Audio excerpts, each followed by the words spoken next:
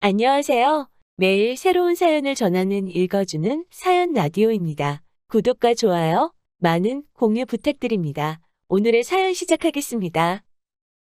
안녕하세요. 얼마 전 다시 화려한 싱글이 된 30대 여성입니다. 다 끝난 마당이지만 문득문득 화가 끌어올라서 하소연을 하러 왔어요. 요즘에 아무리 물가가 올랐고 사람들이 돈 귀한 줄 모른다지만 막말로 제가 맨몸으로 시집 온 것도 아닌데 그런 말까지 들을 줄은 몰랐네요. 게다가 어머님은 그 팔리지도 않는 하다못해 새도 안 들어오는 집 한 채 가지고 어찌나 유세를 떠시던지. 막말로 집이 팔려야 돈이지 그거 깔고 앉아 있으면 쌀이 나오나요, 떡이 나오나요. 그리고 남편도 그 정도로 셈이 어두운 사람인 줄은 몰랐는데 여러 가지로 실망스럽더라니까요. 남편하고는 대학교를 다닐 때부터 알고 지냈지만 본격적으로 연애를 시작한 건 남편 나이 33, 제 나이 31일 때였어요. 언젠가 남편이 우연히 제 연락처를 알게 되었다며 잘 지냈냐, 그동안 어떻게 지냈냐 하며 연락을 해온 게 계기가 되어 이후로 이따금씩 만나 밥도 먹고 차도 마시고 그렇게 지내다 서로 정이라도 든 것인지 누가 먼저 사귀자는 말은 없었음에도 불구하고 그 이듬해 연인 사이가 되어 있었죠. 그리고 이후로 진지한 만남을 이어갔는데 그러는 사이 어느 다른 연인들과 달리 저희는 작은 말다툼조차 한번 해본 적이 없습니다. 그래서 당장에 결혼해야겠다는 생각은 없었지만 그래도 결혼을 하게 된다면 꼭 이 사람이랑 해야겠다 싶었을 정도였네요. 아무튼 그러다 남편 쪽 집안어른들께서 결혼 생각이 있으면 하루라도 빨리 식을 올려라. 할머님이 돌아가시기 전에 손자 장가가는 모습을 보신다면 얼마나 좋아하시겠냐, 뭐 그런 말씀을 하셨고. 저희도 딱히 결혼을 당장 하지 말아야 할 이유 같은 건 없었기에 자의반타의반으로 부부의 연을 맺기로 하였죠. 결혼 당시 남편은 모아둔 돈이 많이 없었어요. 졸업 이후로 행정고시니 뭐니 이런저런 시험 준비로 6년이란 세월을 흘려보냈고 이후로 중견기업에 들어가긴 했지만 남들보다 조금 늦은 시작이었기에 돈을 모을 새가 없었다대요. 그나마 한 2천 정도 모였을 땐 출퇴근의 고충을 이유로 자동차를 샀고요. 그러니 엄밀히 따져보면 모아둔 돈은커녕 오히려 학자금 대출에 차 할부까지 빚만 지고 있는 상황이었습니다. 반면에 저는 아주 이름난 대기업은 아니었어도 교수님 추천으로 내실 튼튼한 중소기업에 입사했고 이후로 10년 가까운 직장 생활 동안 1억 3천 정도의 현금을 모아둔 상황이었어요. 제 명의로 된 차도 한 대 있었고요. 그래서 결혼 이야기가 나왔을 당시 남편은 시부모님께 손을 벌려야만 했지만 저는 그럴 필요가 없었죠. 그런데 이런 상황이 저는 지금도 이해가 잘 되지 않습니다만 남편이나 어머님에게는 불편했던 모양이에요. 특히나 어머님은 제가 돈이 있고 없고를 떠나서 아무리 그래도 그렇지 친정부모라는 사람들이 어떻게 딸을 몸만 덜렁 시집을 보내려 드냐며 몇 번이나 남편에게 따로 연락을 하셔서는 불평을 하셨던 모양이돼요. 그리고 의도치 않게 그 사실을 알게 된 저로서는 전후 사정을 떠나 그런 어머님이 불편하게만 느껴졌죠.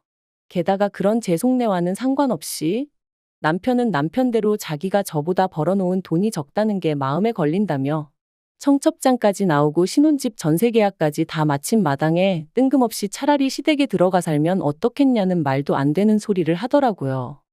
시부모님은 2층으로 된 단독주택에서 거주하고 계셨고 그중 2층은 원래 세를 줄 생각이셨다고 했어요. 하지만 어째서인지 집 보러 오는 개미 새끼 한 마리가 없다며 그냥 그대로 비워두고 계신 상황이셨죠. 그리고 남편은 우리가 그 2층에 들어가 살면 안 되냐고 저를 설득하려 들었습니다. 생판 남의 집 전세살이 하는 것보단 그래도 시부모님 집이 편하지 않겠냐면서요. 하지만 제 입장에선 그래도 이제 막 결혼했고 신혼인데 죽이 되든 밥이 되든 남편이랑 둘이서 지내고 싶었지. 시부모님하고는 도저히 같이 못 살겠더라고요. 게다가 당시야 시할머님은 큰아버님 댁에 계시긴 했지만 사람 일이 언제 어떻게 될지 모르는 일이잖아요. 제가 너무 많이 생각을 한 건지는 모르겠지만 까딱하다가 시할머님까지 같이 살게라도 되면 그걸 제 스스로 감당할 수 있을까 싶고 그래서 남편더러 싫다고 몇 번을 물어도 내 마음은 안 바뀐다 했어요. 반지하에 살아도 우리 둘이 살고 싶다고요. 그랬더니 남편도 알겠다고 했고 그래서 그렇게 그 얘기는 끝났다고 생각했죠. 하지만 문제는 생각지 못한 곳에서 다시 불거졌습니다. 저희가 바로 층간소음에 시달리게 된 거죠. 저희가 이사를 오던 당시만 하더라도 윗집엔 노부부만이 살고 있다고 했는데 어찌 된 일인지 언젠가부터 새벽까지 누군가 쿵쿵쿵쿵 뛰어다니는 소리가 들리는 거예요. 저나 남편이나 회사까지는 1시간은 좋게 걸리다 보니 아침에 못해도 6시 반에는 일어나야 하는데 새벽마다 들려오는 소음 때문에 제대로 잠을 이룰 수가 없었습니다. 그리고 결국 견디다 못한 저희가 먼저 과일에 슬리퍼까지 사들고 윗집에 인사를 갔는데 오히려 저희한테 하소연을 하더라고요. 그리고 알게 된 게 저희 윗집은 또 그 윗집이랑 층간소음으로 갈등을 겪고 있었던 거죠. 제가 지금 층간소음 이야기를 하자는 건 아니지만요. 하다 보면 한도 끝도 없을 것 같고요. 아무튼 상황이 그렇다 보니 신혼집에 들어온 지 3달 만에 이렇게 살다간 정말 내가 미쳐버릴지도 모르겠다는 생각이 들었어요. 그래서 남편에게 도저히 안 되겠다고 이사 가자 하니까 남편이 다시 한번 시댁 이야기를 꺼내더라고요. 아닌 게 아니라 지금 이 집도 구할 때 발품, 손품, 눈품을 몇 주나 팔아 가까스로 찾아냈던 건데 지금 당장 어디로 갈 수 있겠냐면서 말이죠. 게다가 어머님도 제가 무슨 걱정을 하는지 잘 안다 하시며 하지만 네가 걱정하는 일들은 하나도 없을 거라고 몇 번이나 말씀해 주시대요. 1층과 2층 살림은 확실히 분리해 줄 것이고 당신도 한때 시집살이를 호되게 겪어봤기에 당신은 결코 그런 시어머니가 되지 않을 거라면서요. 그래서 결국 멀쩡한 전세집을 새로 구할 때까지만이라는 조건 아래 시댁에 들어가서 지내기로 했네요. 하지만 시부모님과 한 집에서 산다는 건 아무리 신경을 쓰지 않으려고 해도 쉬운 일이 아니었어요. 일단 저는 아침 식사를 안 해요. 어려서부터 안 먹어버릇했더니 언젠가부턴 먹으려고 해도 속에서 안 받더라고요. 그런데 어머님께서는 새벽 4시에 일어나 그때부터 아침 식사를 준비하기 시작하셨습니다. 아버님이 그때그때 갓 지은 밥이 아니면 식사를 안 하신다며 당신은 평생 그렇게 해오셨다나요. 그런데 이런 이야기를 들을 때도 솔직히 신경은 쓰였지만 그래도 걱정까지는 안 했어요. 왜냐하면 어머님이 해주신 약속이 있었으니까요. 그런데 이사 온 지 열흘째 되던 날이었습니다. 잘 자고 있는 저를 남편이 흔들어 깨우더니 할 말이 있다대요. 그래서 옆에 있던 핸드폰을 확인하니 새벽 4시 20분이었고요. 황당하고 좀 짜증도 나고 그래서 빨리 얘기하라니까 자기가 웬만하면 말 안 하려고 했는데 언제까지 어머님 혼자서 저러시는 거 보고만 있을 거냐는 거예요. 아무리 위아래 살림 따로 하기로 했다지만 그래도 좀 제가 먼저 나서서 어머님 아침 차리시는 거 도와드리고 그러면 좋지 않겠냐면서 말이죠. 그리고 자기가 고민 끝에 전하는 말이라면서 어머님도 꽤나 서운해 하신다는 겁니다. 어머님이 너무 격이 없이 저를 대해주셔서 제가 어머님을 만만하게 보는 건 아닌가 걱정하고 계시다면서 말이죠. 자다가 뺨이라도 맞은 것 마냥 황당하고 어이가 없었어요. 정작 아들이자 매일같이 아침 얻어먹고 출근하는 자기도 쿨쿨 잘만 쳐자면서 왜 나더러 꼭 두새벽부터 일어나서 어머님을 도우라는 건지. 그래서 제가 남편더러 그렇게 어머님이 안쓰러우면 직접 가서 도와드리지 그러냐니까 저더러 자기 말뜻을 이해를 못한다며 버럭 짜증을 내더라고요. 모든 시어머니들은 며느리랑 같이 아침을 차리는 그런 로망이 있다나 어쩐다나요? 그리고 남편 입장에서도 그런 모습을 보면 너무 기분이 좋을 것 같다면서요. 이건 뭐 말 같아야 상대를 해주던지 말던지 싶대요. 그래서 시어머니나 남편들은 그럴지 몰라도 며느리들한테는 그런 로망은 없다 했습니다. 그러니까 이번엔 자기 체면이 어떻고 그러는데 제가 남편더러 헛소리 할 거면 잠이나 자라며 그냥 다시 자버렸네요. 그리고 이후로도 이와 비슷한 일들이 몇 번이나 있었어요. 어머님 아버님은 아무 말씀도 안 하시는데 남편이 먼저 나서서는 저한테 가서 이것 좀 도와드려라 저것 좀 해드려라.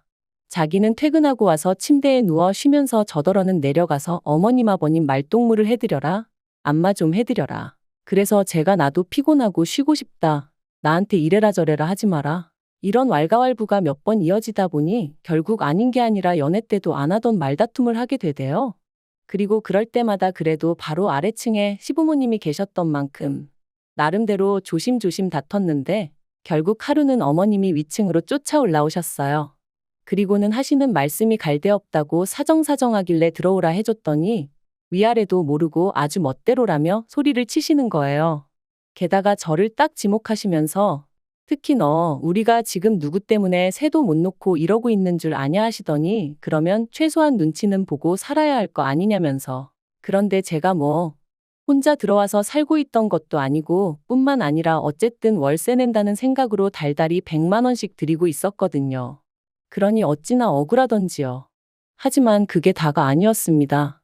어머님께선 말이 나왔으니 하는 말이라 하시면서 옆에서 지켜보니 제가 남편을 너무 무시한다는 거예요. 남편이 한마디 하면 져주는 법이 없다면서 말이죠. 그러면서 네가 무슨 자격으로 내 아들을 무시하니 그러는데. 황당하고 기가 차서 말도 안 나오더라고요. 그러자 어머님은 제가 할 말이 없어 말을 못한다고 생각하신 건지 아니면 작정이라도 하셨던 건지 처음부터 빈손으로 시집 오는 게 마음에 안 들었답니다. 그래놓고 이제 자기 아들까지 제 입맛대로 하려 든다면서 괘씸해 죽겠다는데 정말 어이가 없었죠. 그래서 제가 어머님한테 제가 왜 빈손으로 시집 왔냐 따졌습니다. 남편이야말로 모아놓은 돈 한 푼 없어서 어머님 아버님이 5천해 주신 거지만 저는 제가 모은 돈만 1억이 넘게 있었고 그 돈 없었으면 처음에 신혼집도 못 구했다. 저도 그간 억울했던 것들을 다 털어놓았죠. 그러니까 어머님 말씀이 어차피 어머님 아버님 당신들 다 죽고 나면 이 집은 남편 것이 될 테니 저희 남편이 집을 해온 거나 마찬가지라며 이 집이 얼마짜린 줄 아냐고 이 집값을 생각하면 제 돈 1억 어쩌고 그건 어디 비빌 것도 못 된다는데 어떻게 계산을 그런 식으로 하시나 싶은 게 너무 웃기더라고요. 막말로 그럼 저희 친정부모님도 언젠가 돌아가실 텐데 그럼 두 분 재산을 제가 다 들고 시집 온 게 되냔 말이죠.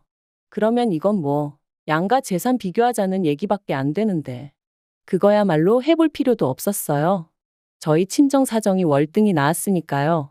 그래서 어머님더러 말도 안 되는 억지 좀 쓰지 마시라 하니까 저더러 이제 말하는 싸가지가 있네 없네. 그리고는 당신은 시할머님께서 무슨 말을 하셔도 한번 따져본 적 없다고 그게 설령 잘못된 말일지라도 할머님 말씀이니 무조건 복종하셨다나요? 그런데 저는 당신하고는 아주 근본이 다르다며 더는 가만히 두고 보실 수가 없으시답니다. 그리고는 저더러 각오해라. 이 집에 들어와서 살게 된 걸 아주 뼛속까지 후회하게 해줄 거다 그러시는데 어떤 정신 나간 며느리가 어머님한테 그런 소리까지 듣고도 이 집에 있겠다고 하겠어요? 그래서 제가 어머님이 그렇게까지 말씀하시는데 무서워서 여기 있겠냐? 나가겠다 했습니다. 막말로 제가 친정이 없는 것도 아니고 돈이 없는 것도 아닌데 제가 나가야지 더는 못 있겠다 그랬죠. 그러자 이제껏 입 딱 다물고 있던 남편이 기껏 한다는 소리가 너는 그냥 죄송합니다 한마디 하면 끝날 걸 왜 이렇게 일을 키우냐면서 어머님이 틀린 말씀을 하신 것도 아니고 솔직히 지금 우리가 어머님 댁에 신세지고 있는 건 맞지 않냐며 그럼 그냥 나 죽었소 있으면 된다나요? 그리고 그렇게 억울하면 제 1억을 어머님한테 전세보증금처럼 드리라며 그럼 어머님도 더는 저희한테 얹혀산이었저니 말씀 못하실 거 아니냐는데 그리고 어머님도 옆에서 마치 기다렸다는 듯이 당신 아들이 맞는 말만 한다며 남편 말대로 1억을 내놓으라셨습니다. 나중에 저희 분가할 때 주시겠다면서 말이죠. 그런데 어째서인지 소름이 쫙 끼치대요. 왜인지 어머님하고 남편이 뭐랄까 제 1억을 어떻게든 가져가려고 짠 것 같은 느낌이 들었으니까요. 그래서 제가 어머님한테 1억을 보증금으로 드리면서까지 이 집에 살고 싶은 마음은 없다. 그럴 것 같으면 차라리 방을 구해 나가자 했습니다. 그리고는 남편에게 반지하도 옥탑방도 상관없다. 우리 형편에 맞게 살자 했거든요. 그랬더니 남편이 자기가 왜 그런 힘든 상황을 또 겪어야 하냐는 거예요. 자기는 여기 사는데 아무 불만 없다면서 말이죠. 이건 정말이지 자칫하다가 눈 뜨고 코 베이게 생겼더라니까요. 저는 죽어도 못 준다 버텼고 어머님은 지 남편 말 알기를 뭐같이 안다며 화를 내셨고 남편은 남편대로 저더러 일을 복잡하게 만든다고 짜증이었으니 그리고 이 모든 게 어쩐지 제 앞날을 고스란히 보여주는 느낌이었습니다. 그래서 남편더러 이럴 것 같으면 그냥 따로따로 살면 되겠네 해버렸어요. 이혼하자는 말은 아니었고 홧김에 내지른 거긴 했지만요. 그런데 남편은 이혼하잔 소리로 들은 건지 그러면 제가 갈라서 자고 한 거니 위자료를 내놓으랍니다. 아니 결혼 생활을 반년도 안 했는데 막말로 부부가 살다 보면 싸울 수도 있고 어머님하고 며느리가 부딪힐 수도 있는 건데 무슨 위자료를 내놓으라는 건지 황당하기 짝이 없더라고요. 그리고 그게 남편의 속내라는 생각이 드니 더는 이 결혼 생활을 이어가는 게 의미가 있나 싶은 지경이었습니다. 차라리 저더러 무슨 말을 그렇게 하냐? 하고 화를 냈으면 제가 아차 싶었을지도 모르는데 말이죠. 아무튼 저도 화가 났고 배신감까지 들어서 위자료 같은 소리 한다고 그냥 이대로 다 끝장을 보자 했어요. 그리곤 소리를 질러대니 어머님이 기절할 듯 놀라시며 아래층으로 내려가셨고 저는 저대로 짐 챙겨서 그 길로 친정으로 올라왔습니다. 저희는 그렇게 이혼했어요. 이혼이라고 표현은 했지만 혼인신고를 한 적도 없으니 일이 너무나 빠르게 해결되었죠. 사실 제가 제 짐을 싸서 올라가고 일주일이 지나도록 시댁으로 돌아오지 않으니 그제서야 남편도 시부모님도 뭔가 잘못됐다 생각했던 모양이었습니다. 남편이 아버님하고 같이 저희 친정에 찾아왔으니까요. 그런데 그 두 사람에게 저희 친정아버지께서 남남이다 생각하고 살라고 그 집구석에 우리 딸 다시 못 보낸다 하셨다대요. 그리고 아버님은 그래도 며느리가 참는 게 도리 아니냐. 내 마누라도 일평생 그렇게 살았고 그러니 당연히 새아가한테도 그런 걸 기대했을 거다 뭐. 그런 식으로 나름대로 변명을 하셨던 거죠. 하지만 그런 말이 저희 친정아버지한테 통할 리가 없었어요. 저희 친정아버지는 친정어머니가 시어머니인 할머니나 시누인 고모들에게 시달릴까봐 늘 친정어머니를 제일로 챙기셨던 분이셨으니까요. 그리고 아니나 다를까 친정아버지께서 저희 아버님더러 안 사도니 할 말도 못하고 하녀처럼 살았건 말았건 그건 내 알 바 아니다. 하지만 내 딸을 그렇게 살게 할 생각은 없다. 그러니 찾아오지 말라 하며 돌려보내셨답니다. 남편한테도 가진 거 쥐뿔도 없는 자식이 내 딸은 목숨만큼 사랑한대서 믿고 보냈더니 실망이다 하셨다네요. 마음 같아선 더한 소리도 하고 싶었지만 그래도 꾹 눌러 참으셨다면서 말이죠. 정말이지 누구 말대로 애라도 생겼으면 일이 훨씬 복잡해질 뻔했다 싶고 지금은 어떤 의미로는 그 층간소음 유발자에게 감사한 마음까지 들어요. 덕분에 그나마 일찍 남편도 그렇고 어머님의 본색을 알아차릴 수 있었으니까요.